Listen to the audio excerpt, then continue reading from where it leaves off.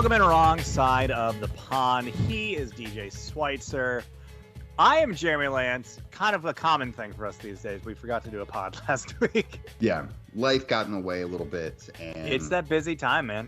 Yeah, the Thursday text messages roll in and you're like, hey, did we forget to record the podcast this week? I'm like, sure did.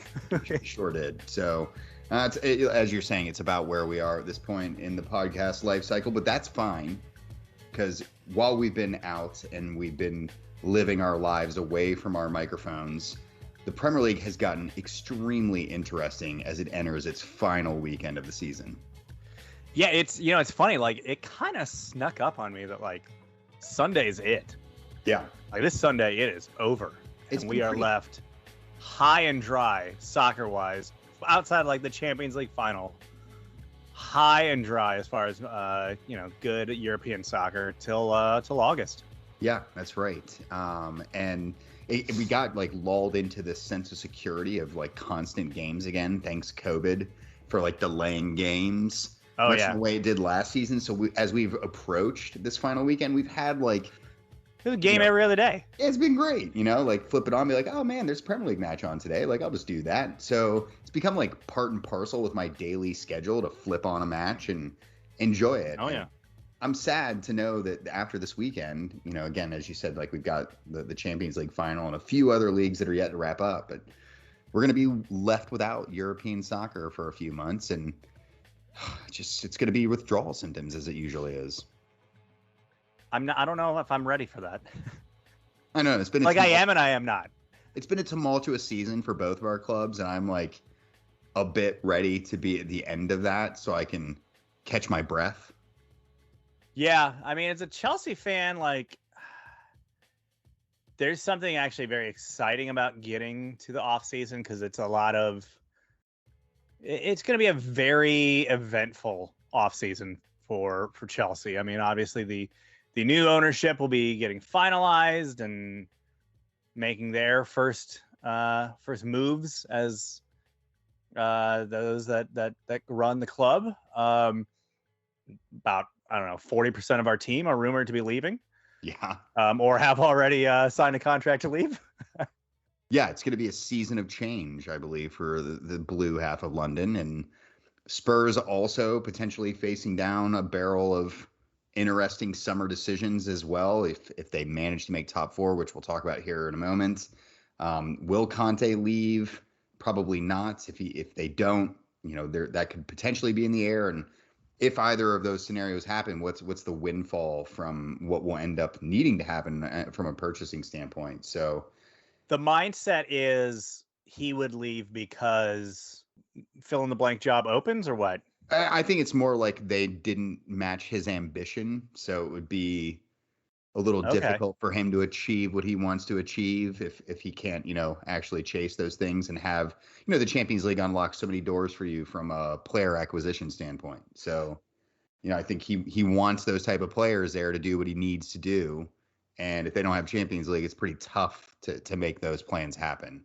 Well, at the moment, you have Champions League. Well, but can you hold on to the Champions League? Listen, this has been a proven to be a very difficult thing for Spurs to do on the final day of the season over the years. So, the chances. I mean, are you're good. not playing Newcastle, so you should be fine, right? They're already taking scalps. So I'm no 5-0 to Newcastle on the final day. Yeah. So let's go ahead. Let's get into the final day of the Premier League season that approaches, and by preparing for that, we need to look back over the last week and a half. And evaluate some of these really important results that have gone down. And I know the title race is something that is top of people's minds, but let's just stay in this neighborhood of top four because there'll be a lot of eyeballs on that this weekend. Mine, of course, was Spurs. And then obviously a lot of Arsenal fans looking at this too. So the rivalry is playing into this so intensely. Mm-hmm. And we did have the rivalry just a week ago on last Thursday. As the North London derby did take place. It did. How are you feeling going into that match? Nervous because not only did Spurs need to win that match, but they needed more to happen for them to erase the deficit they were looking at with Arsenal. 3 points alone in that match wasn't enough to overcome it. So my level of optimism of one, taking down Arsenal, who's always been a tricky match for us over the years, and two, then getting additional results to go our favor, just that seems a little unspursy like. So my level of optimism was about where it normally would be for someone who supported Spurs for the last 20 years. Not great. And yet, it's things are all coming up Millhouse. Everything's working out for you guys right now. This has been a wild sequence of events because obviously, let's start with the North London Derby. Spurs get a 3-0 win in this match that had been rescheduled from way back towards like January in the season. It was delayed supposedly because of COVID, but they had like one player out because of COVID. And then like mostly guys who were suspended through red cards and yellow card accumulation. Right. And they got this weird free pass from the league, despite Spurs having been forced to play games with 10 players out due to COVID regulations just a week or so before that. So we get pushed all the way back to here. I think we know the answer of why that happened, though, is right? Probably.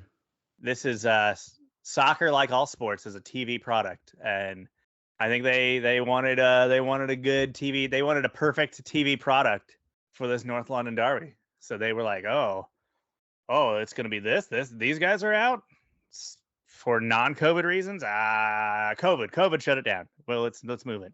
It's probable. And, the ability to schedule it so late in the calendar gave them another diamond to drop into the schedule and potentially boost some ratings at the end of the year too. So yeah, I would suspect the TV ratings probably had something to do with that decision-making process. But it was frustrating nonetheless from a Spurs perspective.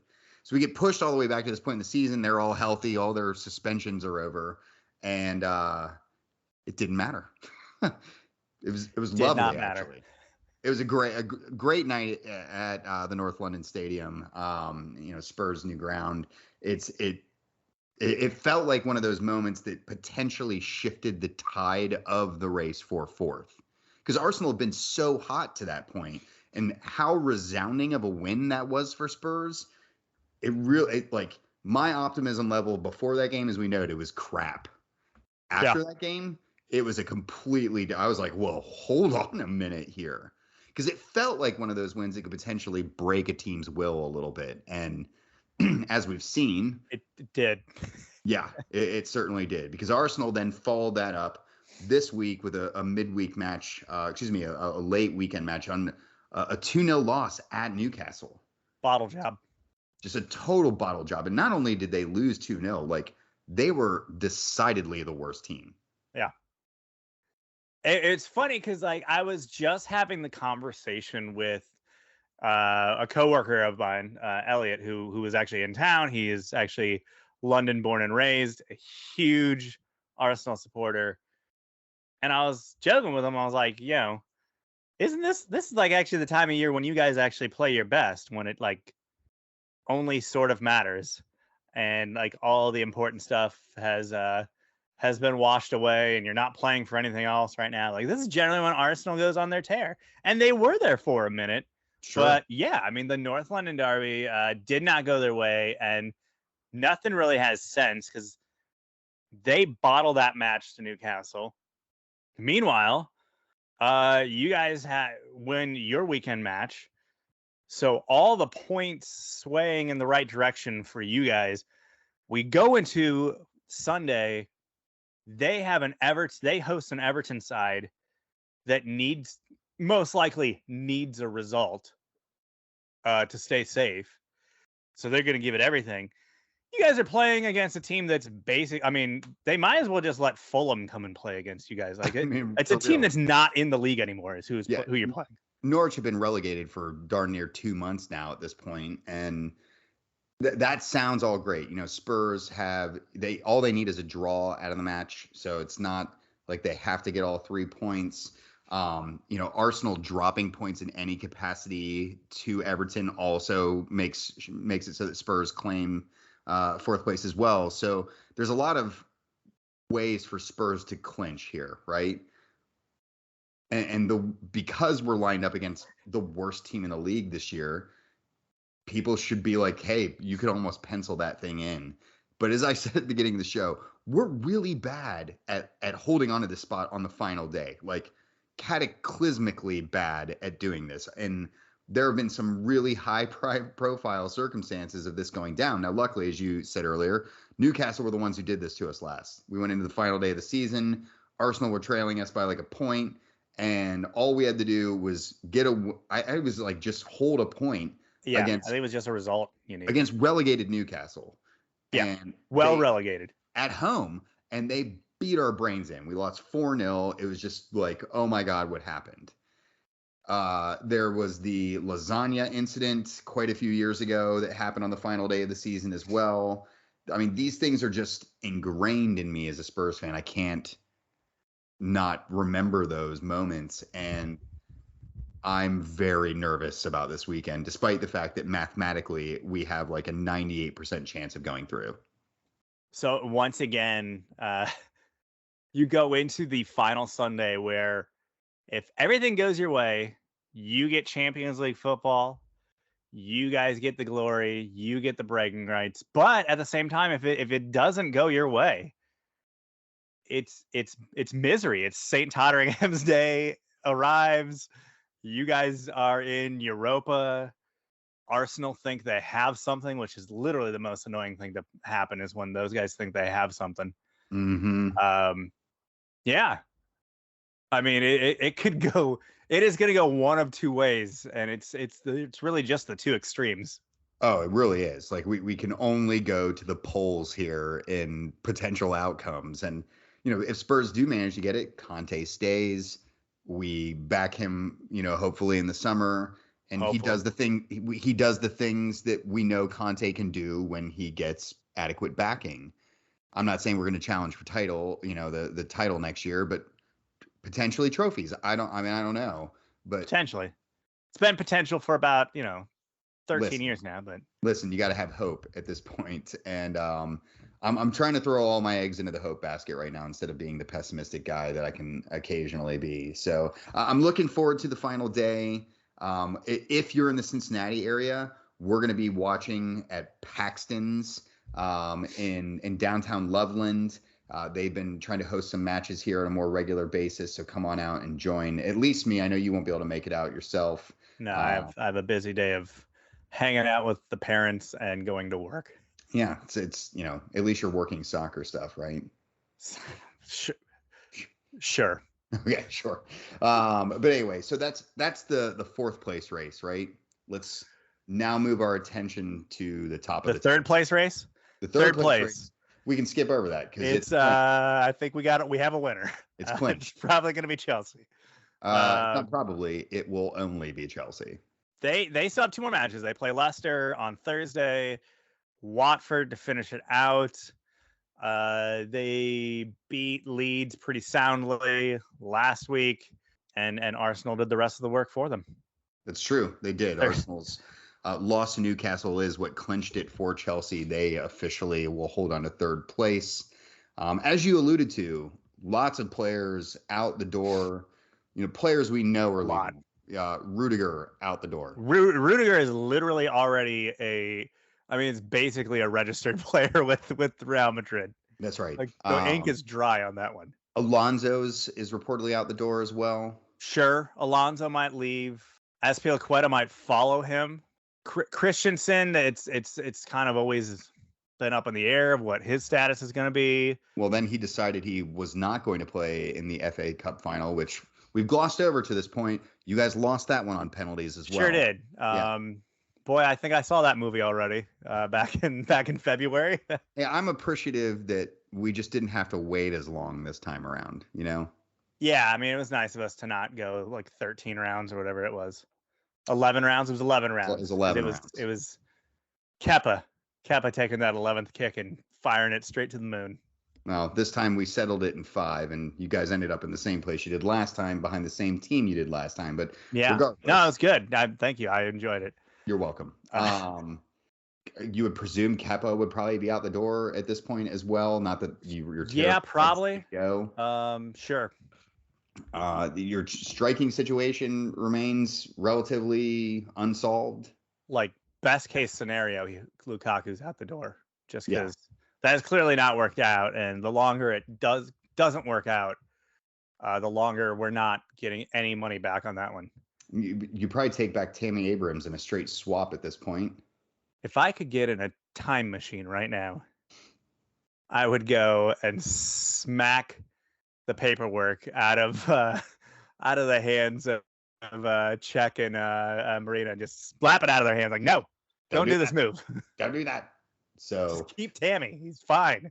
Yeah. So what, obviously third place is wrapped up. Tuchel's going to be sticking around for next year. Yeah. New ownership. Ownership is here. They're present.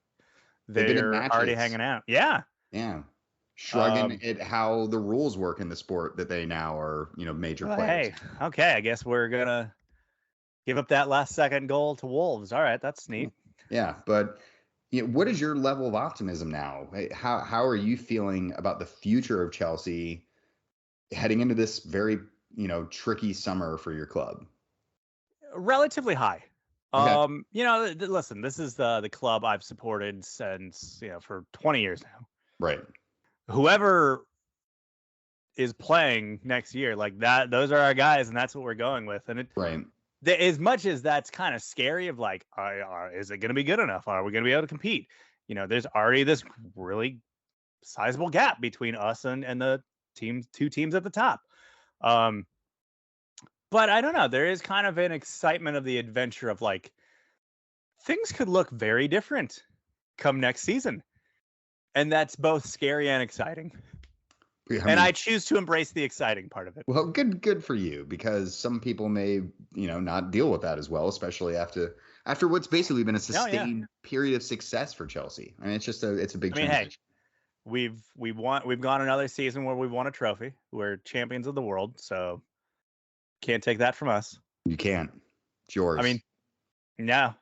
I mean, I know Seattle's going to win it next year, but as of right now, we're reigning champs. Hey, don't get into our domestic stuff quite yet. Okay. Let's now move to the top of the table, as we alluded to a few minutes ago. Liverpool, luckily today, managed to come from behind and defeat Southampton. That was a squirrely start to that one. It was squirrely. They've had a few of these as the season has come towards its conclusion. And Liverpool, what was that lineup? They're definitely not only chasing the title here a little bit, right? Just trying to not slip up so that they can hope that City does that on the final day. Sure. But they're also planning towards the Champions League final themselves. And right. And fresh off the FA Cup final. Right. So there's just been a lot of high profile matches for Liverpool to deal with. And I think they're digging into their depths of their squad to try to alleviate some of the problems that they may have if they play all these guys all the time. So it's true. Liverpool are literally playing the maximum number of games that can be played in a European season this year. Like, it's impossible for any club to play more than what they have done. Right. Two domestic finals and a European final. Right. Means a lot of matches to get there. Right. So it's been just a really complicated end of the season for Klopp to manage. And I think that's why we saw the lineup we did. But Liverpool, regardless, have struggled the last few weeks. Like, let's go back to the Aston Villa match. This was just a couple days ago as well. They win 2-1, but Villa gave them a load of trouble. And a lot of people were kind of eyeballing that game as one that may be an issue for them. And, you go all the way back to the draw with Spurs. It really undid things for them. Mm-hmm. And, that's why you're seeing Liverpool in the situation that they are. But by winning today, they're still in the hunt on the final day. Yeah, they are still in the hunt. They will play. They're playing Wolves at Wolves. home. That's it.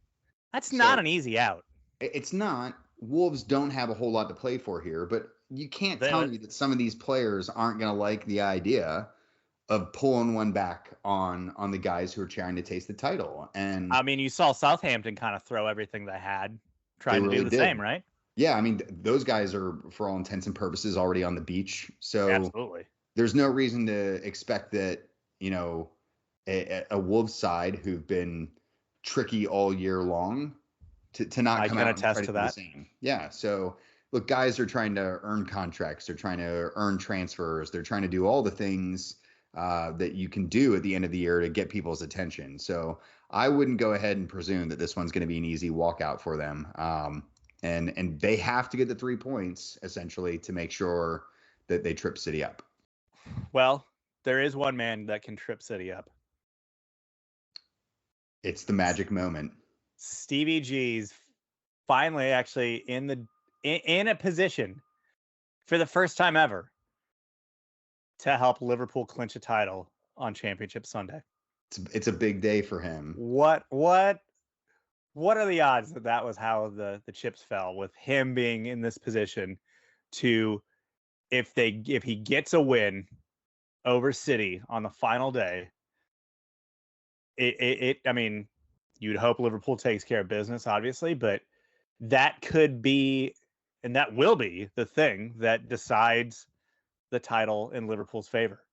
There's no way that he's unaware of that. And furthermore, there's no way that he's not wanting a win for that exact reason. It's Absolutely. funny. We heard Kieran Trippier, former Spurs academy product, first team player, big name in the run up to our Champions League final a few years ago. He said in the lead up to the match against Arsenal, he goes, look, Spurs are trying to get into Champions League. I would love to pull one back on Arsenal and help Spurs in that race. And that's weird sometimes to hear people say, but these guys, especially people who come through academies like Trippier and Gerrard did, they still care about these clubs, and you can't really separate them from that. And let's be real, Gerrard wants that Liverpool job when Klopp is gone. Like that's the star he's aligning himself on. So when is that gonna? I mean, my God, Klopp just signed a new deal. So I was gonna say, at this rate, I think Klopp is gonna go to his grave with that position. Like, who's firing this man at this moment? Like, he's gonna have to really come off, like, clean off the rails. He's got a lot of goodwill capital built up at this point. So, Stevie may have to wait a while, and maybe that's for the best, so that he can, refine his craft and be ready for the occupation once it finally becomes available to him. I mean, it would be a good idea to be ready for the dream job once you get handed it. That's ideal. Yeah, you don't want to thrust one of your stars, legends, into a job that he's maybe not ready for, because what could happen in that situation. Right. It'd be bad. It might. Wouldn't go well. No. Make everybody sad. So City, of course, we've alluded to this. They sit on top. They've been mostly taking care of business of late, although they have found some space to trip up themselves recently too. Yeah. I mean, the reason this thing is still alive and well is because West Ham, out of nowhere, fresh off of bowing out of the Europa semifinals, get a solid 2-2 draw. And actually, it was a match that City had to come all the way back just to get those points. Yeah, I mean, everyone was just kind of enjoying the chaos that was unfolding as West Ham roared to this 2-0 lead before halftime. And, you kind of get the impression that, hey, like, this is City, like, dropping the ball here. Like, yep. Are they going to collapse yet again in a pivotal moment? And luckily, Guardiola's men were able to claw back both points. They got equalizers from Jack Grealish, who's only had like 2 goals for City this season, and then an own goal in the 70th minute that was enough to earn them that point and keep them just a thread above Liverpool in the standings. And sometimes when you're a team as good as City, a thread is enough to get you over that finish line. It's exciting, like, to have this razor thin margin going into the final day. It really takes a lot of air out of the final day of the season when, like, everything's already decided. Right. Which I feel like we had, over the past 5-6 years, we've had a majority of that, right? Right. Where Liverpool, when they won a couple of years ago, they wrapped it up pretty early. City, when they won, not this past year, I don't think, but what the time before that, it was one of those. They wrapped it up so stinking early. Yeah, I mean, there's been a couple of them. We did have the one really tight year between Liverpool and City as well, where they finished 1 point between the two of them. It's just you at least want the hope for the potential for one of these things to get overturned like that. And Well, I'm and it softens the blow of the fact that we do, I mentioned it with Chelsea. We do now have this decent separation between the top of the table and the rest of the league. And you look at Germany and Spain a lot of years, and France, where these titles get wrapped up by the same team every year, like super early. And we I do fear that we are coming to that with City, you're poised to just get better and better. mm-hmm. If there is not a Liverpool or a Chelsea or whoever that's at least keeping pace, that's what we're going to face. We're going to face a sucky league where just one team is the assumed champion on the opening day, and that gets, vindicated like mid-April.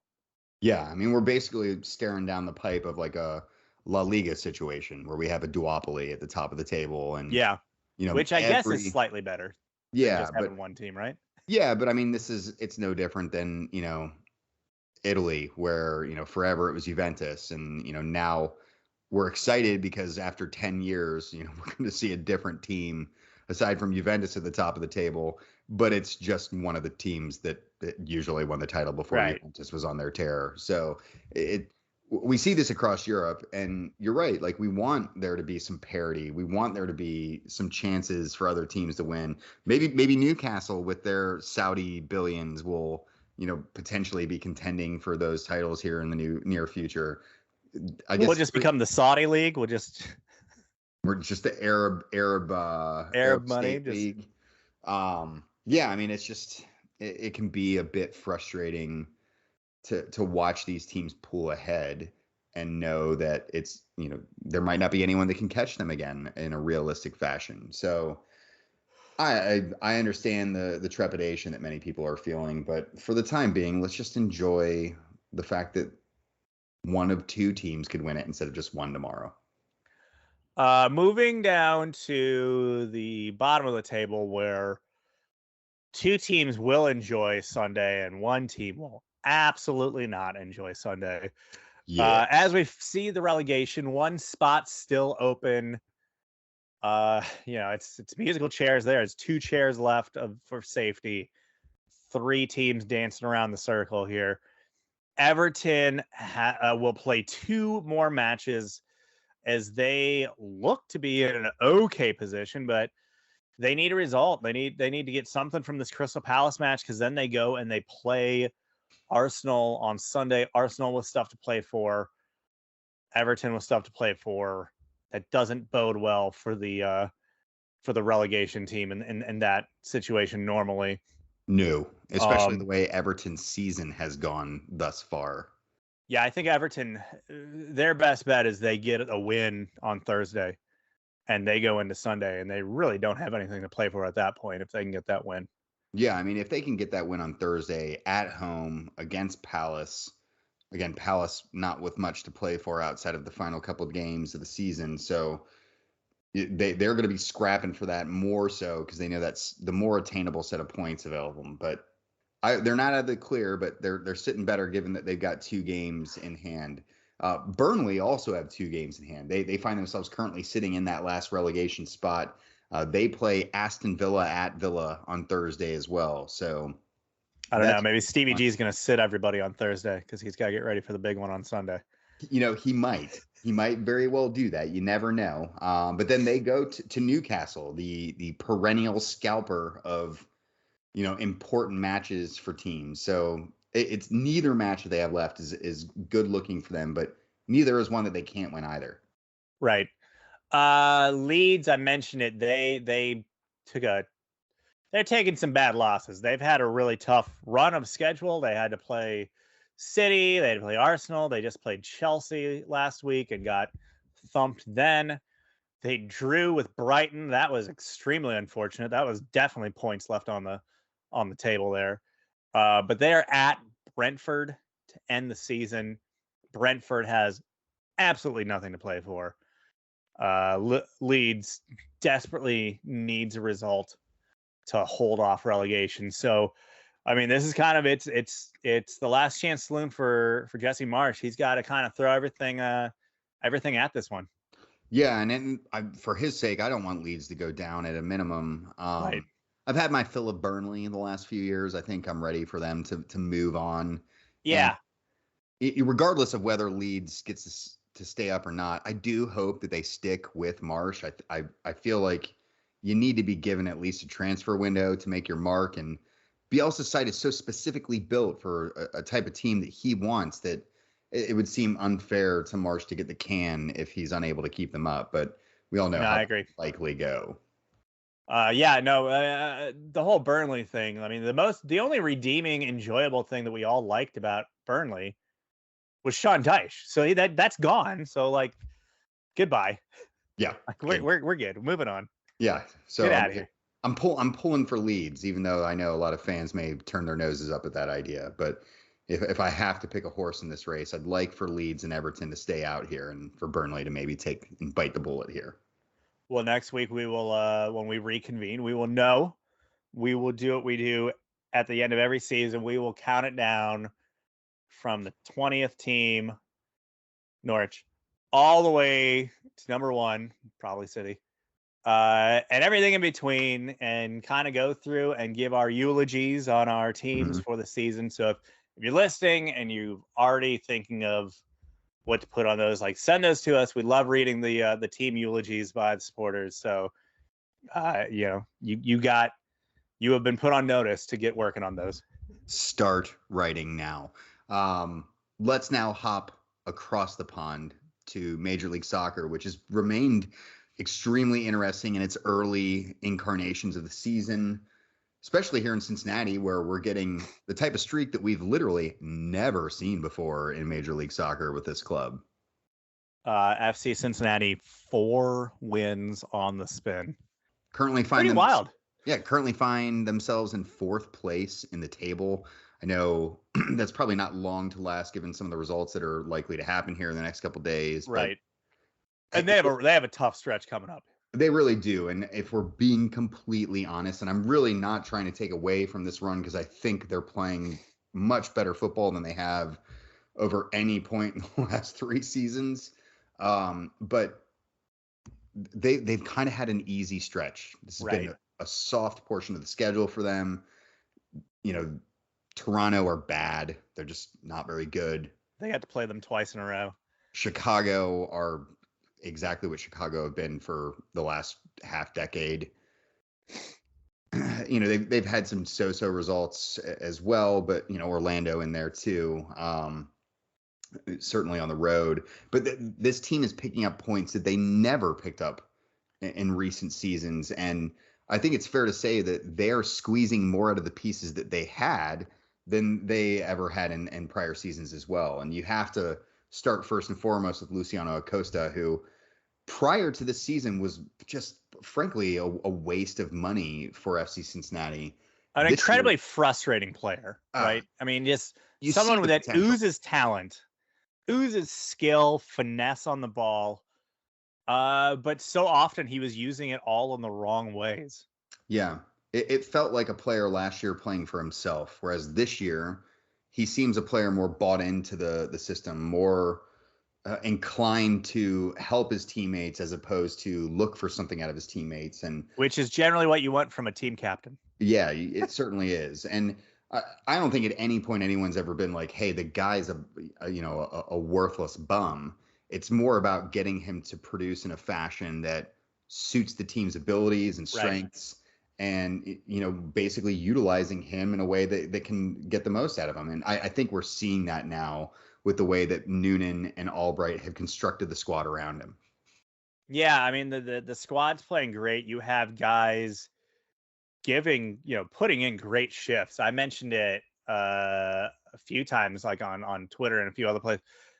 Nick Hagland has been called into starting duty for this most of this stretch and has played extremely well Yeah. during that time.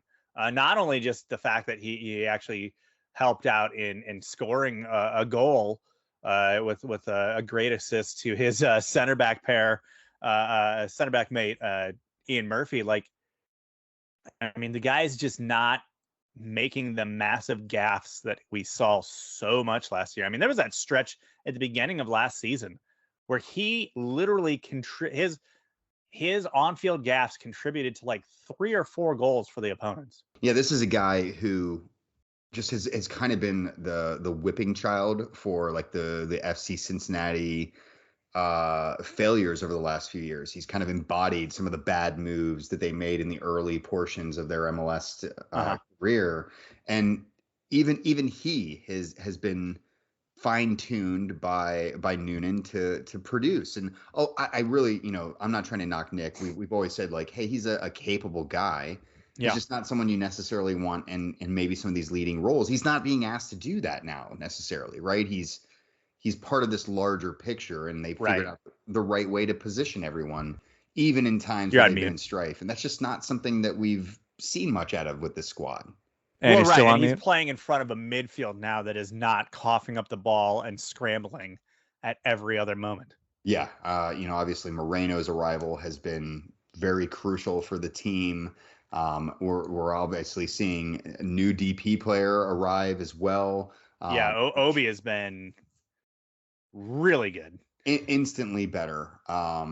He's really that mop up type of holding mid that we've never really had during the MLS stints. In fact, even back into the USL days, they've never really had great defensive midfield presence and someone who can win the ball and then instantly recycle it into a positive positioning. Which is wild because there was that year that Koch had like 5 of them on the roster.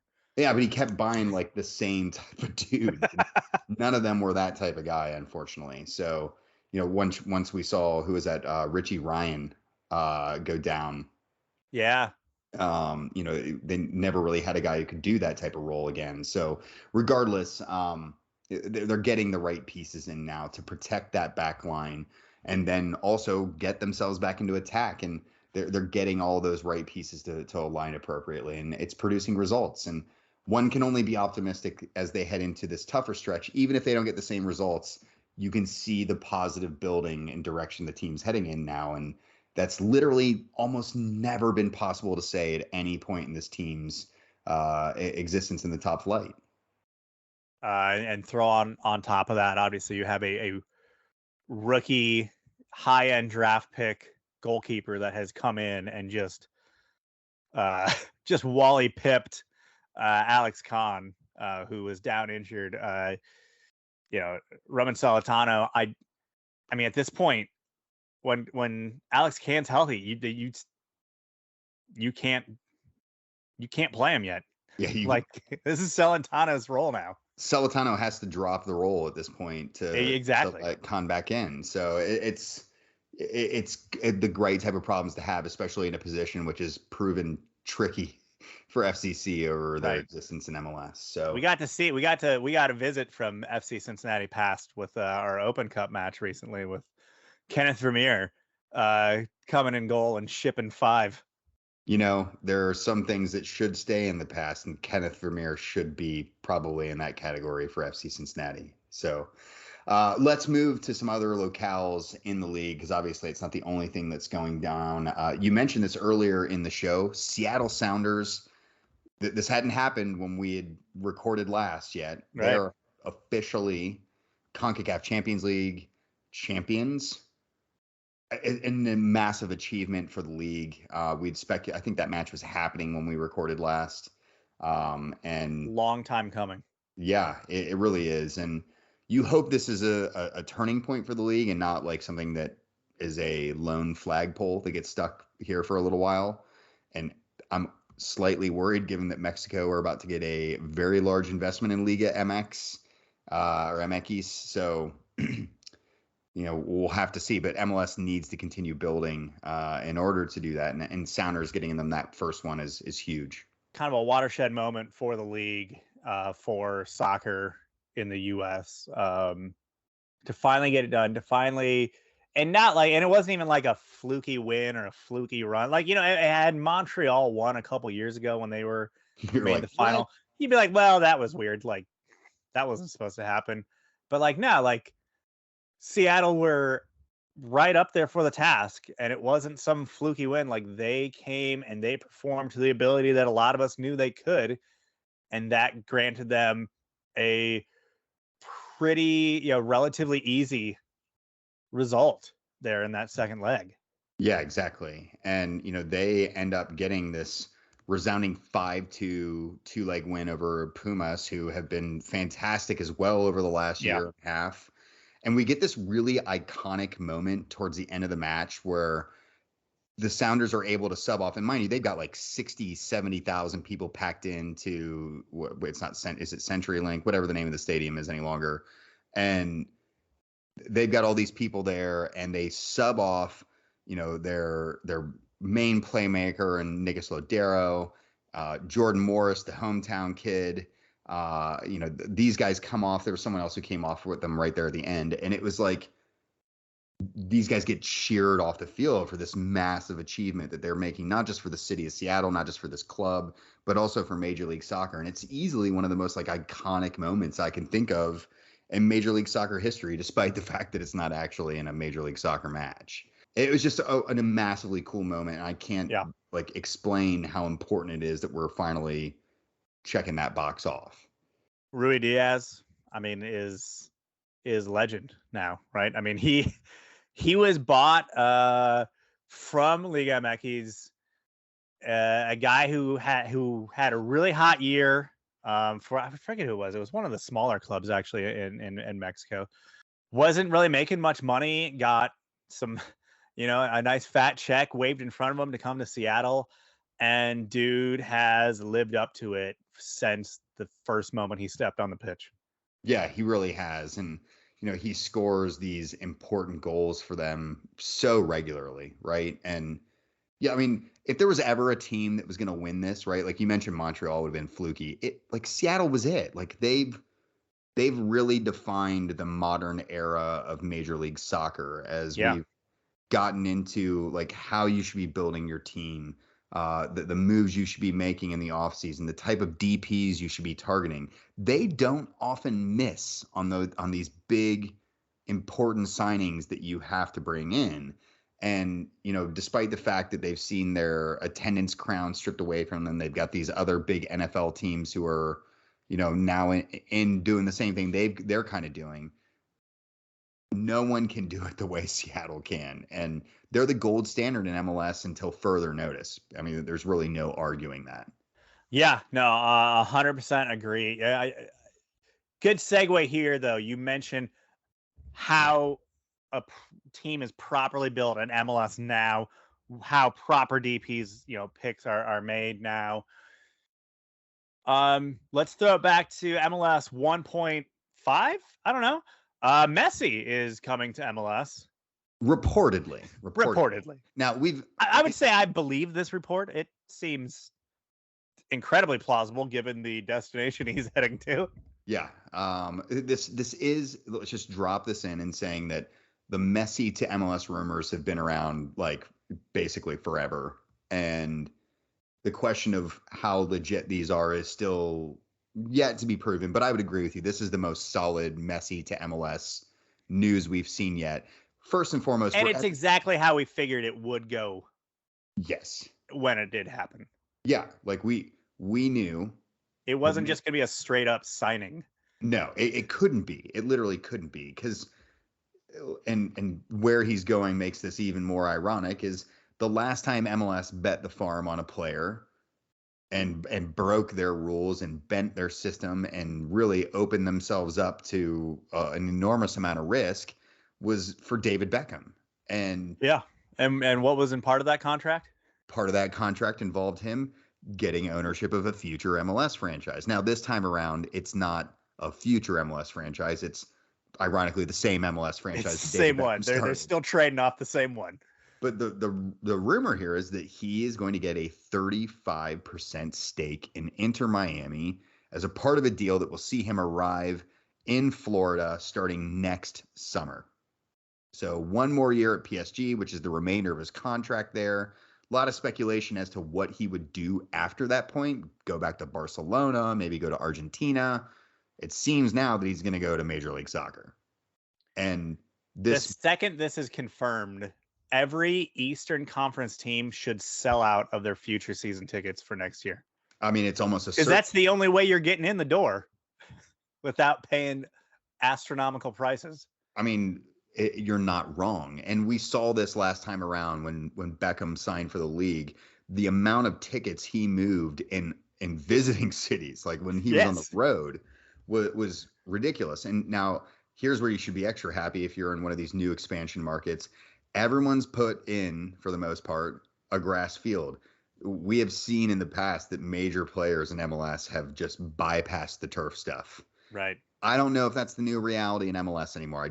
I don't, because even I don't know. Given what's currently happened to Atlanta United's roster, I think it should. I think more people should be adopting that.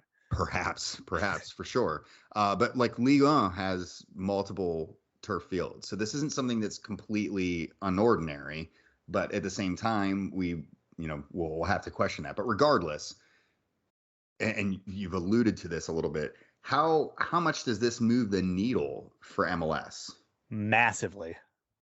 I had someone ask me today, would this be like re-signing Beckham? And I was like, this would be so much bigger than signing Beckham that it's almost incalculable.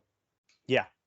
This would not be like signing Beckham. This would be like signing the entire mid-90s Manchester United side to play for one team. Like this is absolutely insane. I mean, like I said, like any city he goes to for an away game, every ticket is going to have a crazy high demand. The buzz of, I mean, there's few players, athletes in the world that like everybody has heard of, you know? Right. Everybody has heard of Michael Jordan. Everybody has heard of Tiger Woods. Everybody has heard of Messi. Yeah. Like David Beckham, while he may have been the most popular player in the world for a while, especially as he was coming to sign in MLS, he was never like the man.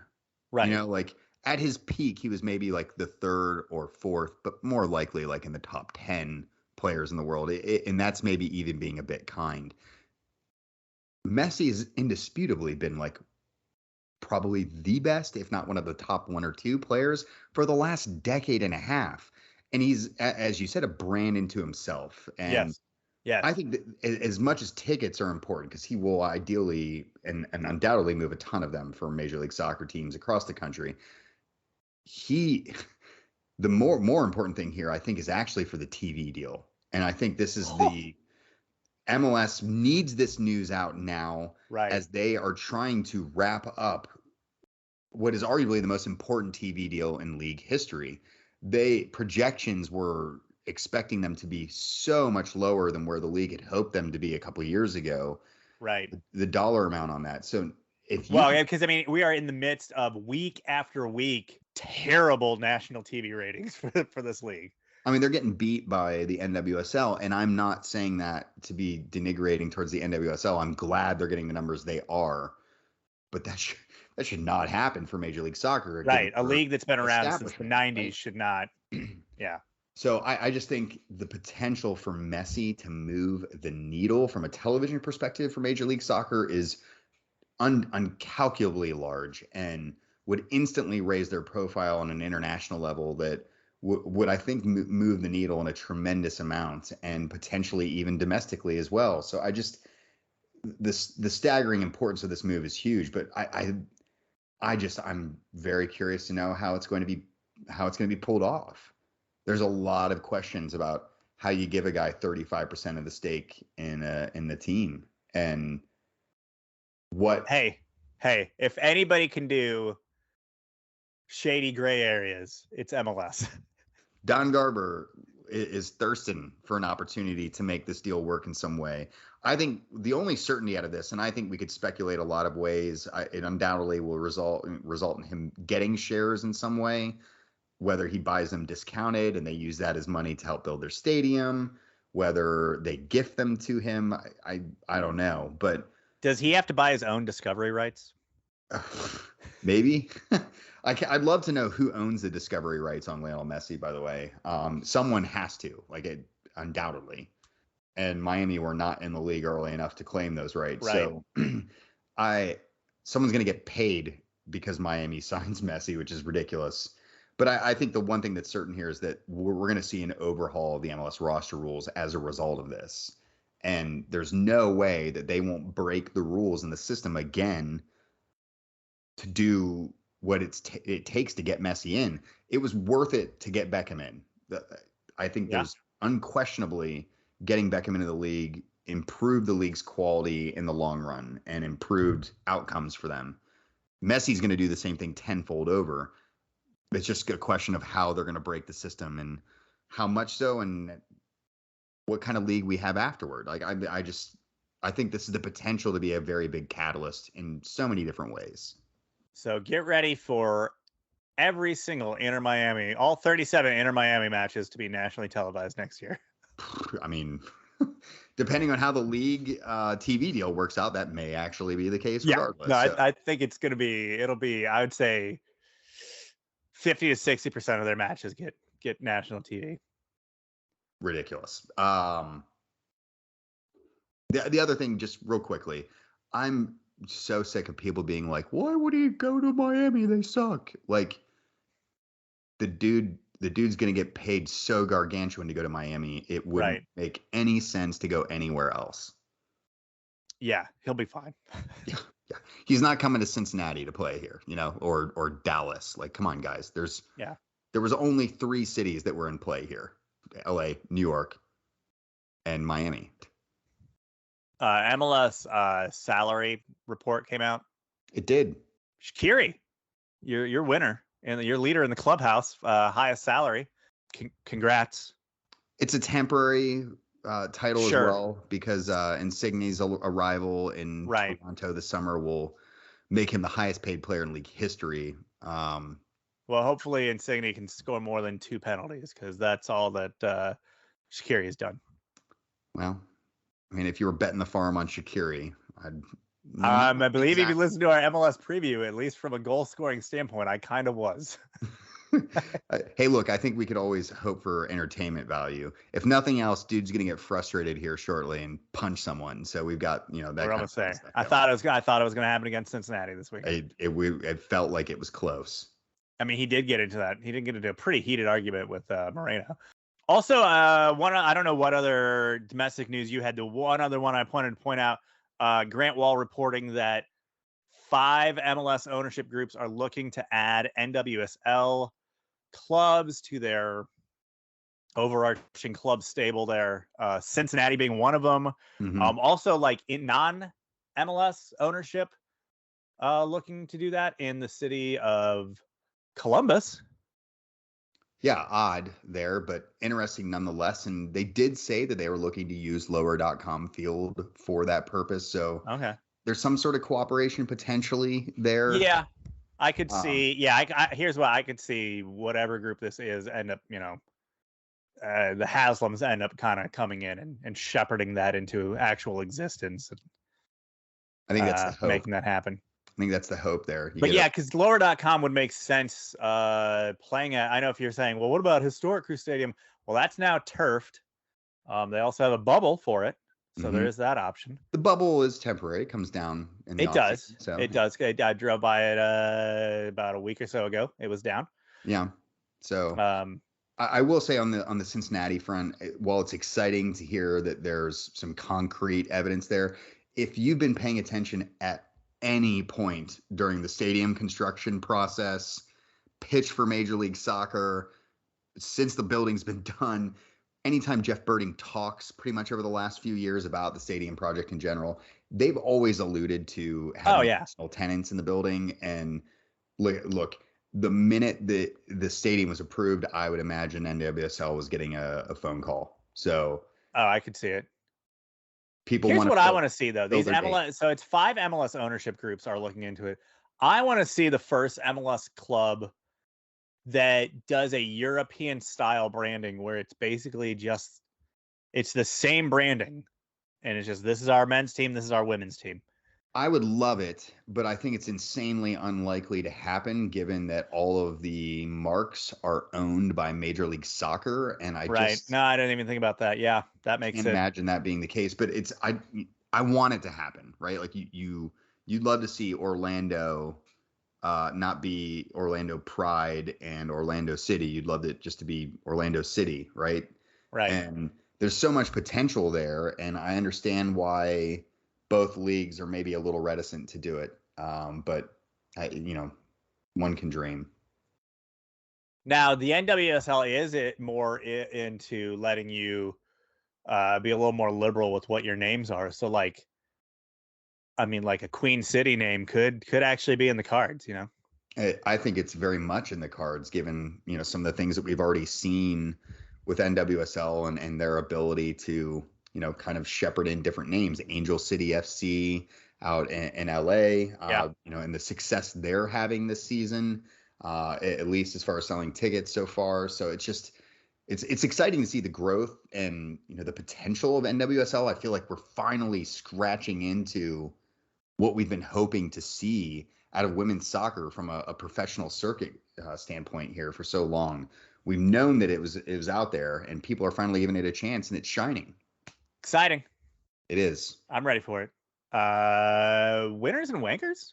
That's where we're at. Do you want to start with your negative Nancy stuff? Yeah, I'm gonna start with my negative one. Going to go hyper local. No one will know what I'm talking about, and that's fine. Finishing up the youth soccer season over the weekend. My daughters had to play in a makeup game. This is U10 girls soccer, rec level, part of the Say Soccer umbrella. The opposing team, so our team, I think just because it was a rainy day makeup, like not everybody was able to make it because they had plans because I thought the season would have been over by now. Right. So we had, it's 8v8. We had exactly 8. Other team had plenty of players. They were fine. But I don't know, 3 minutes into the match, we lose a player to injury. Now, if that was going to be the case, and we're playing at a rec level, would you not think that maybe the sporting thing to do by the other coach would be like, hey, why don't we just play 7-on-7 the rest of this time? Like, or not hose you here? Or, if the result doesn't really matter, maybe be like, hey, do you want a couple of our players? And yeah, I mean, I could see why you didn't do that, just because, like, I guess maybe we had pennies. Yeah, everyone has like different color uniforms. Like we wear red, they wear blue. No, that's so that's not what happened. None of those things is what happened. Instead, this coach for a U10 rec soccer team basically then switched to like hockey style substitutions where he was just getting fresh legs in every other dead ball and pushed players forward. Like, hey, we're gonna take a defender out. Like we'll play one extra up top, going for blood. And that was the remaining 75% of the match. To top things off, early in the second half, we sustained a second injury when the only goal they scored like hit the girl that was playing goal in the hand, and she kind of freaked out and like, oh, my hand is broken. It's like, yeah, well, it's A, it's not, and B, you can just play in the field and you don't need your hand. Yeah, it works out that way. So then we actually played like the last, I don't know, like 10 minutes of the match with down 2. You gotta be kidding me. And again, the coach on the other side just kept going for it.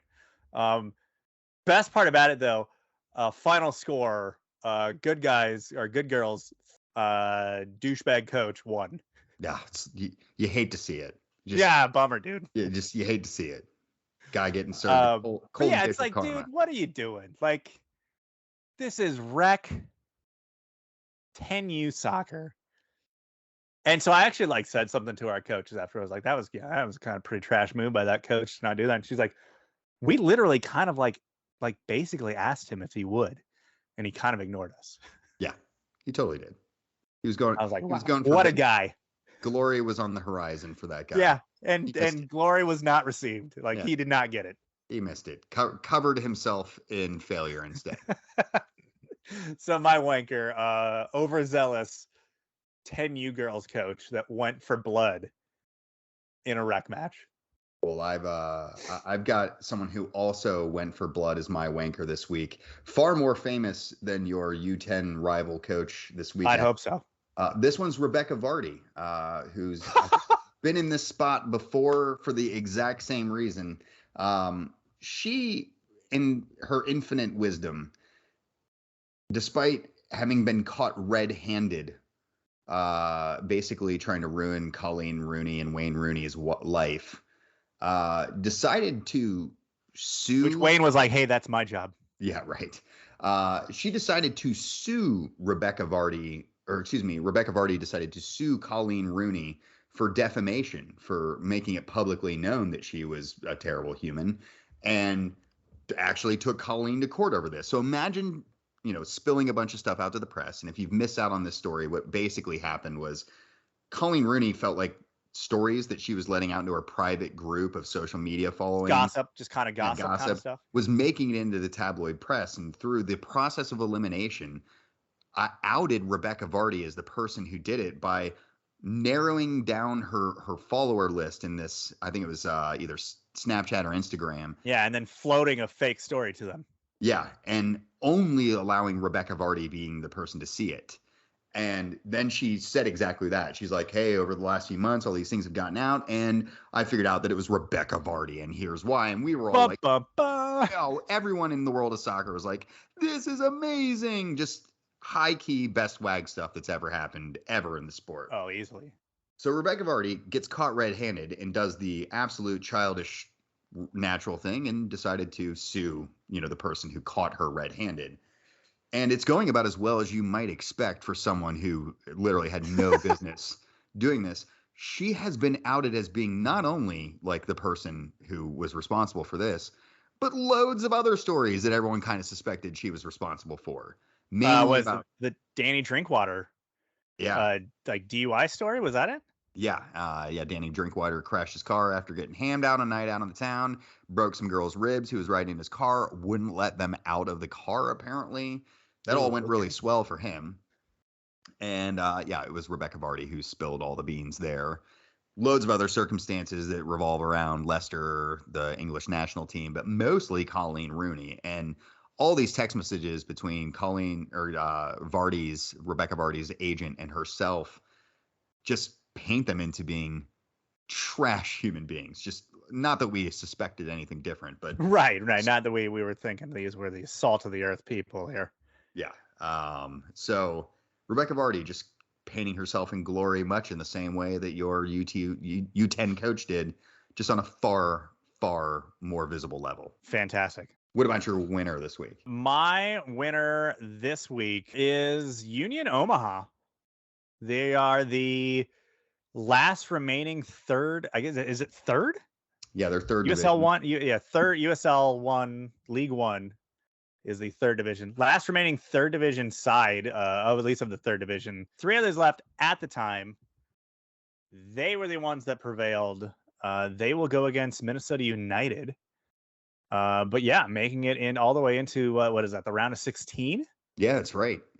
So Minnesota United have tripped up to lower league competition, pretty late stage in the FA or U.S. Open Cup before too, having lost to New Mexico United a year or so ago. So this is not unprecedented territory, but congrats to Union Omaha for your excellent logo and as well doing pretty well in the cup. They beat another team with a pretty fantastic logo. That North Colorado Hailstorm or whatever.